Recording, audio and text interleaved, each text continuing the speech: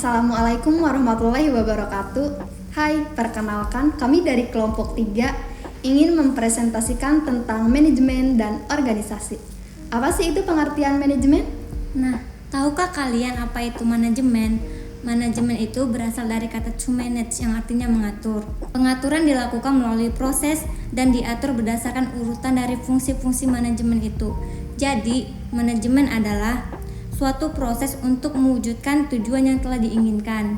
Adapun organisasi dari manajemen adalah organisasi berasal dari bahasa Yunani, yaitu organon, yaitu alat bantu atau instrumen. Jadi, organisasi adalah suatu unit sosial atau entitas sosial yang didirikan oleh manusia untuk jangka waktu relatif lama, beranggota 2 orang, serta mempunyai kegiatan yang terkoordinasi, teratur, serta terstruktur untuk mencapai tujuan yang telah ditentukan. Secara umum, manajemen mempunyai 5 karakteristik.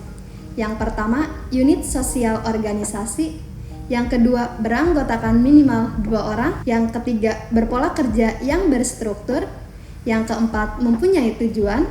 Yang kelima, mempunyai identitas diri.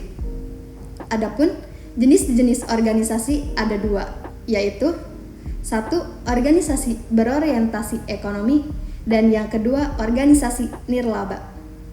Nah, selanjutnya ada peran organisasi.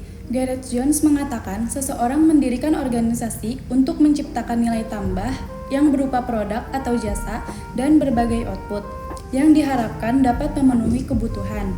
Apa aja sih karakteristik manajemen dalam menjalankan organisasi? Ya, karakteristik manajemen dalam menjalankan organisasi dibagi menjadi 7, yaitu pertama, universal, yang kedua, berorientasi pada tujuan, yang ketiga, proses berkelanjutan, yang keempat, multidimensional, yang kelima, kegiatan kelompok, yang keenam, fungsi dinamis, yang ketujuh, kegiatan tidak berkelanjutan. Adapun peran manajer dalam berorganisasi. Yang pertama, peran interpersonal, yang kedua, peran informasional, yang ketiga, peran pengambilan keputusan atau decisional. Selanjutnya, keterampilan manajer. Keterampilan manajer menurut Katz pernah mengemukakan pada tahun 1997 bahwa manajer memiliki 3 dasar keterampilan. Yang pertama, keterampilan konseptual. Jadi keterampilan konseptual ini adalah kemampuan manajer untuk membuat ide, gagasan maupun keterampilan lainnya. Yang kedua yaitu keterampilan berhubungan dengan orang lain atau humanity skill. Jadi humanity skill ini setiap manajer harus mempunyai, karena bagaimanapun juga manajer harus kedepannya berhubungan dengan orang lain. Yang ketiga, keterampilan teknis. Teknis skill. Teknis skill ini sangat penting karena setiap manajer harus mempunyai skillnya masing-masing. Kemampuan untuk menjalankan suatu organisasi, karena tanpa skill organisasi tidak akan jalan. Oke, di sini kami akan menjelaskan tentang beragam keterampilan manajer yang harus dikuasai. Jadi manajer itu harus punya sifat apa aja sih gitu kan. Nah, yang pertama itu kecerdasan emosional. Kenapa seorang manajer harus punya kecerdasan emosional? Agar dia itu tidak emosian gitu. Jadi lebih bisa sabar menghadapi kayak komplain kayak gitu-gitu.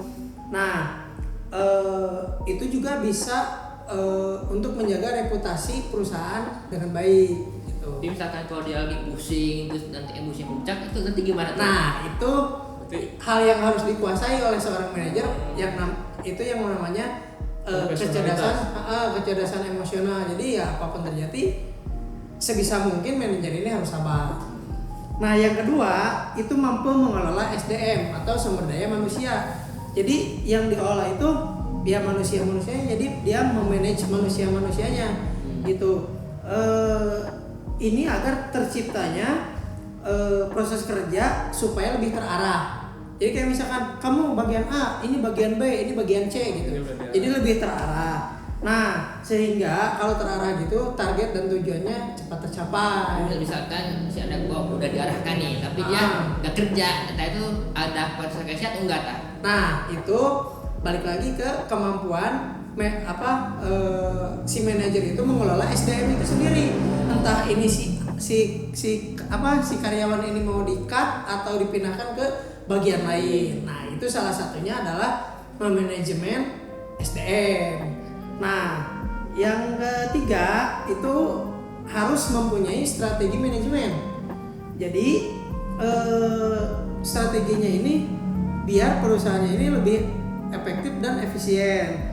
Nah, dengan memiliki strategi manajemen yang baik, seorang pengusaha mampu mengelola bisnisnya dengan baik juga. Berarti misalkan kalau strategi ada goalnya dong. Ya itu balik lagi ke kebijakan dari manajemen itu sendiri. Nah, yang keempat ini ada keterampilan dalam berdelegasi. Apa sih keterampilan dalam berdelegasi itu? Yaitu target kerjanya dialokasikan oleh perusahaan pada manajer untuk dikerjakan, dan tugas manajer adalah mendelegasikan target kerja tersebut dengan mengalokasikan tugas pada tim atau karyawan sesuai dengan beban dan kemampuannya masing-masing. Jadi jangan sampai seperti ini, si A kemampuannya di bagian A tapi malah disuruh di bagian yang lain gitu. Padahal kemampuan dia nggak di sana gitu, sehingga kerjanya itu ya nggak optimal. Lebih tepat ke sasaran. Nah gitu. Yang kelima itu keterampilan teknik. Keterampilan teknik itu meliputi apa? Contoh misalkan dia bisa mengoperasikan komputer kah, bisa mengoperasikan mesin kah, atau yang lainnya gitu. Jadi ya dia harus punya keterampilan teknik gitu, skill. Nah, yang selanjutnya silakan. Selanjutnya itu keterampilan manajerial yang konseptual. Dalam artiannya pemimpin itu harus punya konsep kan. Tujuannya apa? Tujuannya supaya terciptanya visi dan misi itu kan. Visi itu kan, sedangkan visi itu adalah hasil ya kan. Sedangkan misi adalah proses dari hasil tersebut. Misalkan visi dari bisnis itu terwujudnya atau terciptanya atau terjualnya barang. Nah, terus bagaimana prosesnya sehingga barang itu terjual? Nah, itu namanya misi gitu kan. Dan pemimpin pun harus punya jiwa kepemimpinan. Nah, ini bahaya misalkan kalau pimpinan tidak punya jiwa kepemimpinan, nanti yang ada perusahaan yang ada bangkrut gitu kan, malahan nanti dibodohi oleh anak buahnya. Jadi harus punya leadershipnya. Nah, leadershipnya kan. Oh iya. Terus selanjutnya apa lagi? Mengelola waktu dengan baik ya kan. Nah, dan meskipun pemimpin harus menjadi contoh, dalam artian ketika nyuruh anak buahnya tepat waktu, berarti pemimpinnya juga harus tepat waktu. Jangan ada acara klien dengan bertemu dengan klien sesuai jam 8 tapi malah jam 9 datangnya. Jadi ada time management lah. Time manajemennya harus bagus juga. Iya. Masa kan kita bisa kalah sih sama orang Jepang gitu kan. Dan orang Jepang aja bisa, kan kita yang Indonesia harus bisa makan Jepang. Ya kan? Oke. Terus yang selanjutnya? Selanjutnya yaitu manajer yang komunikatif. Dalam artian ya pemimpin itu harus bisa berbicara layaknya mengarahkan kepada anak buahnya. Dalam artian tadi yang kata teman saya katakan bahwasanya kita harus pintar berdelegasi. Dalam artian harus pintar berkomunikasi supaya tidak miskomunikasi. Jadi komunikasinya aktif ya antara manajer dengan bawahan. Nanti ketika miskomunikasi yang ada malah hancur. Malah ada satu yang tidak baik komunikasi, maka akan jadi benalu itu tersebut kan. Ketika manajer berbicara malah tidak didengarkan, yang artian program itu tidak jalan karena kan sudah disampaikan oleh pemimpin. Jadi bisa menghambat visi dan misi tersebut. Nah, iya bisa menghambat visi dan misi tersebut. Terus yang selanjutnya? Selanjutnya itu manajernya inovatif, dalam artian harus bisa berinovasi nih. Dalam artian harus bisa mengeluarkan atau berpikir bagaimana visi ini tercapai gitu kan. Jadi berinovatif itu lebih ke inovasi ya. Jadi punya selalu berkembang gitu. Jadi pekerjaannya lebih berkembang lagi. Iya gitu, karena seorang pemimpin harus punya itu. Kalau tidak punya, nanti bagaimana mau berkembang gitu. Tidak mengikuti perkembangan zaman salah satunya. Terus yang selanjutnya apa? Selanjutnya yaitu mampu melakukan strategi pemasaran gitu. Nah, berarti kita harus balik lagi kepada tadi yang harus pintar berdelegasi kan, supaya marketing kita nembus kepada visi tersebut. Iya.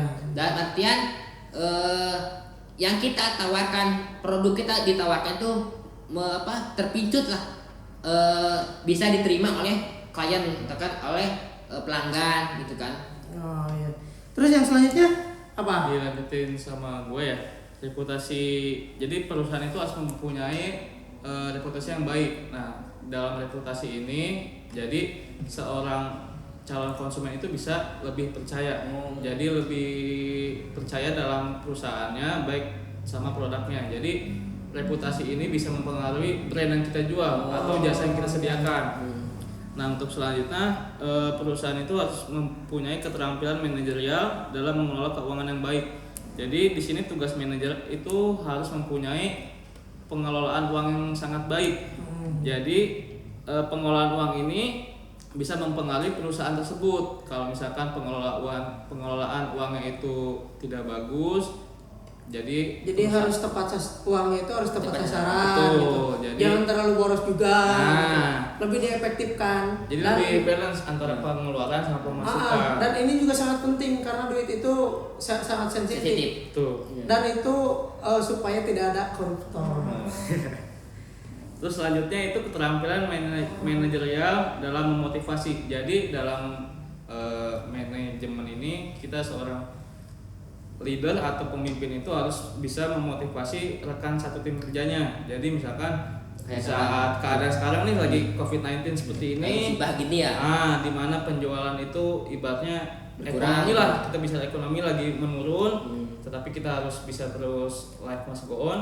Nah, seorang leadership itu harus bisa memotivasi rekan satu timnya dengan cara, contohnya mungkin memberi reward kalau misalkan target tercapai. Nah, terus kita sebagai manajerial itu harus bisa membuat keputusan. Nah, ini yang sangat penting sih dalam perusahaan yang dimana ini bisa menentukan perusahaannya maju atau jatuh. Jadi setiap dalam mengambil keputusan ini kita harus bijak, Harus dipikirkan matang-matang. Berarti nyambung tadi sama yang punya potensi kayak emosi gitu kan. Iya. betul.